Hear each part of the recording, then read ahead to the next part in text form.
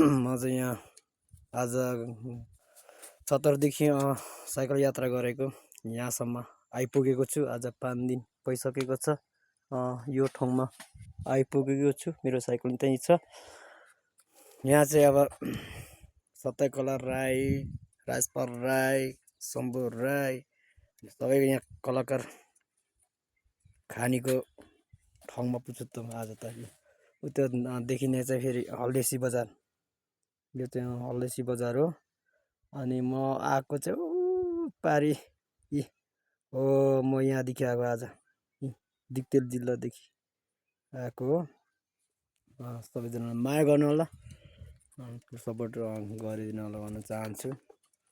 म आएको चाहिँ टेम्के हो, भोजपुर टेम्केदेखि पारि यही हो टेम्के। म टेम्केदेखि यात्रा गर्दै गर्दै गर्दै गर्दै म यहाँसम्म आइपुगेको छु। सबैले माया गरिदिनु होला भन्न चाहन्छु है त।